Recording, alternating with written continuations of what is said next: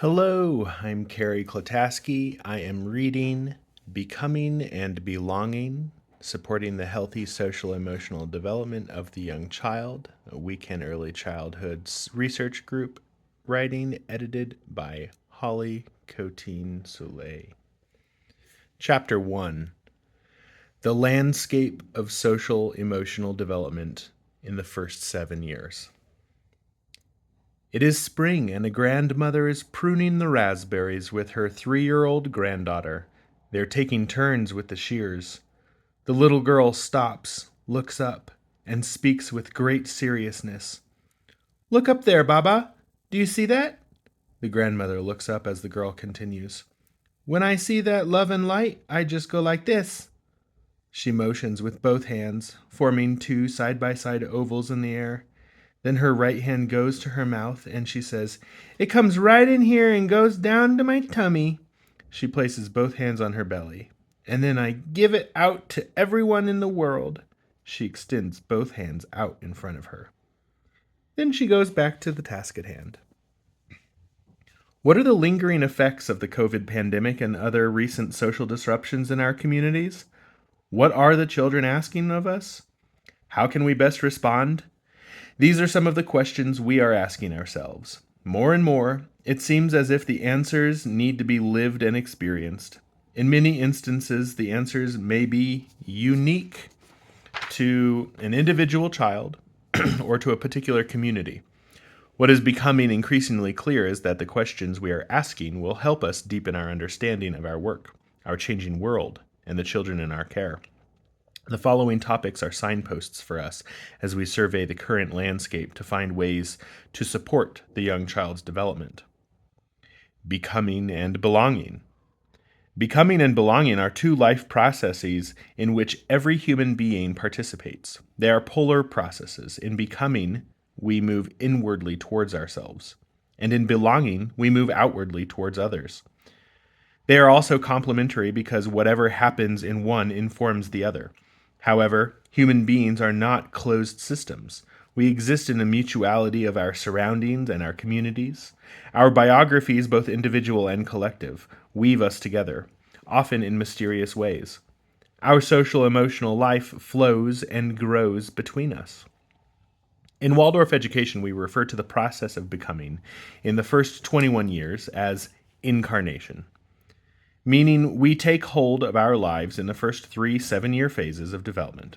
From birth to 7 years of age, the child primarily takes hold of the physical body. During this time, however, the seeds of future social, emotional, intellectual, and spiritual capacities are also being nurtured, and, if well rooted, will bear fruit in later developmental periods. In the first 7 years, these future capacities, including the social emotional capacities, are nested within the child's physical development.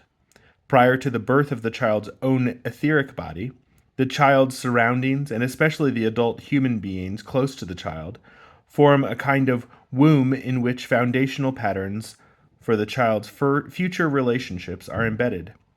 What the child experiences as organic resonances with the surroundings live in the child's psychosomatic heritage of the first 7 years.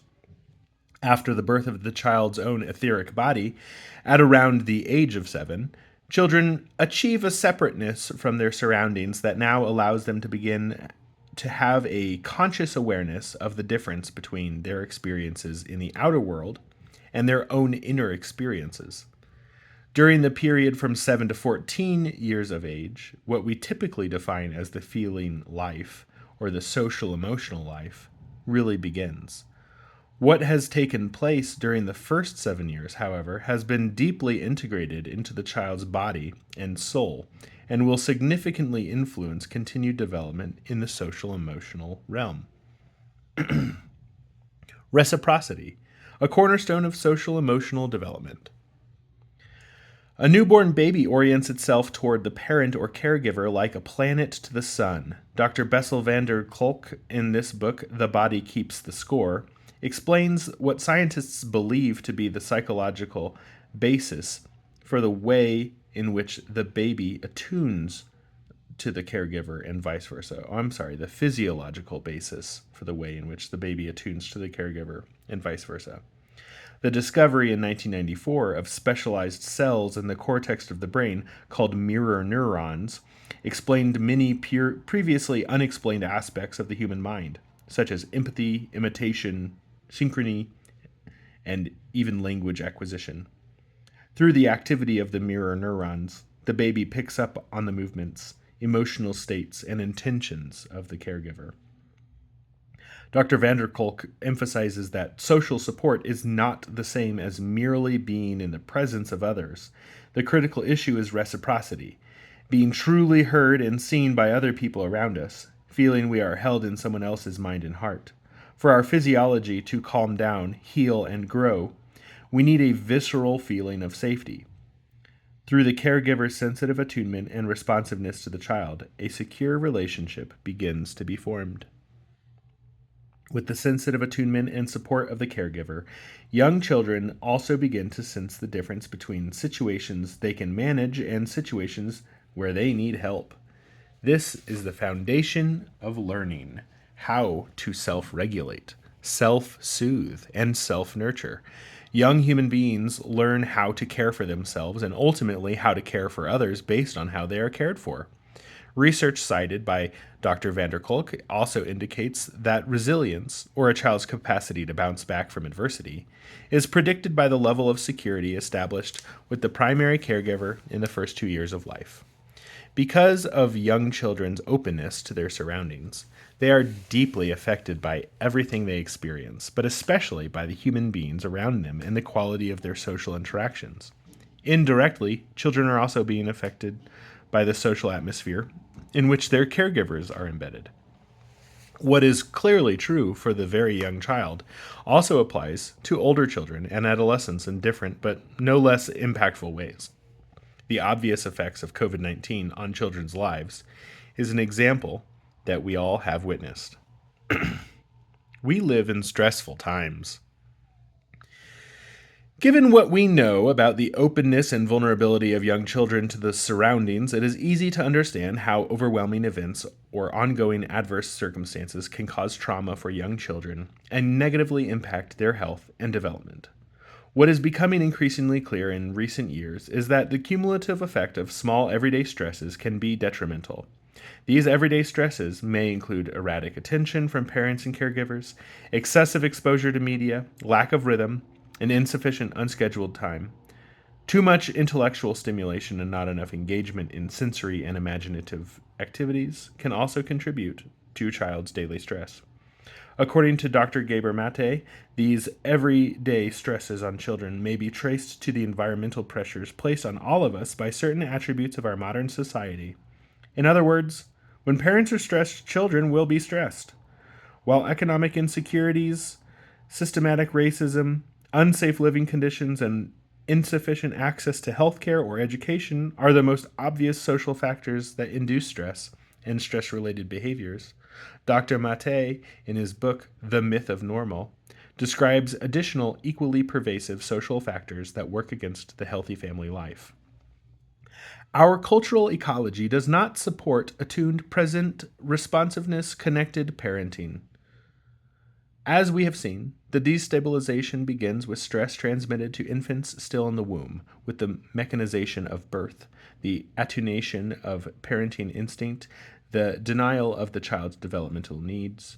It continues with the increasingly intolerable economic and social pressures on parents these days and the erosion of communities, and magnifies the disinformation that parents receive on how to rear their young. Reinforced by the educational systems that too often stress students with pressures to compete, the process culminates in the exploitation of children and youth for the glory of the consumer market. A common significant symptom of stress is disconnection. Temporarily disconnecting from physical or emotional stress allows an individual to cope with what is happening in the moment.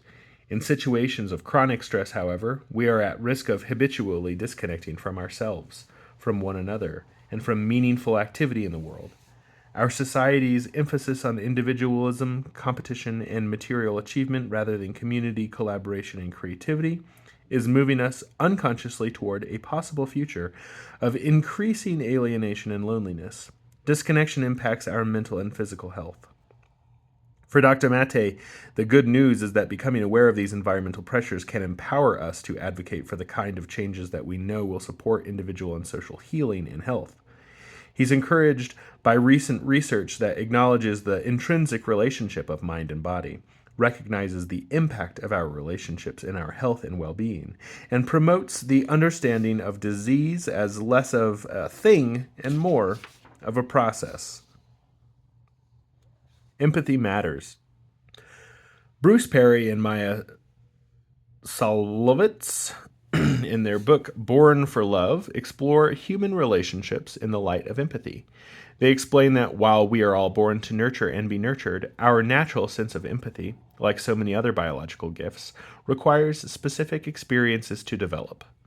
In the young child, empathy, or feeling with what others feel, is at first an innate set of unconscious responses without the child's being able to distinguish between self and others. When empathy is reciprocated, first by the primary caregiver and later by others, it becomes rooted firmly in the soul and begins to grow. Empathy and stress are intimately connected. When a child feels emotionally secure, the child is able to manage the small doses of stress that come with experiencing new situations. The authors explain that a little stress keeps both children and adults alert, while stress that is too intense or too long-lasting brings fear and compromises our potential for learning. Perry and Solovitz, Perry and Solovitz, draw attention to the challenging reality, noting that while human need for social contact is no less essential than ever, we are living in a time of relational poverty. Meaningful relationships are in decline, and our social fabric is disintegrating. In their view, this puts the development of empathy at risk. Empathy allows us to relieve one another's stress, and it is central to human joy. And we need more of it than ever before to deal with the complex challenges created by our rapidly changing institutions, diverse communities, and distressed planet. Through empathy, we learn to connect with another human being. Through empathy, we learn how to respond to new situations and manage physical and emotional stress. Through empathy, we learn how to relate to different kinds of people. Developing empathy requires practice. How can we support rich social environments in our Waldorf classrooms that allow empathy to grow and flourish in ourselves, in the children, and flourish in ourselves and in the children? Creating a space for emotional well-being. Although there were no Waldorf kindergartens established before his death, Rudolf Steiner spoke extensively about the nature of a young child. A central theme of the idea of imitation was the primary means by which a young child takes in and learns about the world. His idea has, of course, been subsequently confirmed by child development researchers. The importance of imitation requires that we, early childhood educators, work hard to be worthy of imitation. This principle, and the commitment it requires to self-improvement, is one of several principles that continue to inform our work. Reverence, repetition, and rhythm is an alliterative phrase often used to describe certain aspects of Waldorf early childhood education. In thinking about our topic of social emotional health and development, those three words take on a fuller, richer meaning. Reverence has to do not only with the mood of devotion to our everyday tasks, but also to the way in which we view a child. Reverence for the child means that we see each child as a unique being with particular gifts. We can be faithful to this view even when a child brings us mysterious challenges. Can we accept the child with an open heart and mind, be curious about the child's behaviors, and have a real interest in creating space for the child and family in our class? If we can, then the child will feel affirmed in their emerging sense of self. Repetition implies constancy and consistency. One of the most important factors in supporting children who have experienced trauma or stress is a consistent adult figure who is willing to be fully present for them. When children's trust has to be rebuilt, they will test us again and again until they see that we are dependable. In a way, their trust reflects our trust in their process of healing. When a teacher models a consistent belief in a child's capacity for social emotional healing, then it helps the other children in class to do the same. Rhythm is how we order time and space. A predictable rhythm gives young children who do not yet have a relationship to clock time a sense of security. That everything has a specific place in the classroom is equally comforting. A more subtle aspect of working with rhythm is the breathing between child directed and teacher guided activities. Do we orchestrate this breathing in a regimented manner, or can we sense and adjust to it to meet the needs of the group or individual children? An even more subtle aspect of working with rhythm takes place when a teacher senses the need to provide emotional stability for a child who has become emotionally overwhelmed, creating a space for social healing. Play is the work of a child, and Waldorf Early Childhood Education has always championed the importance of play for the child's healthy development.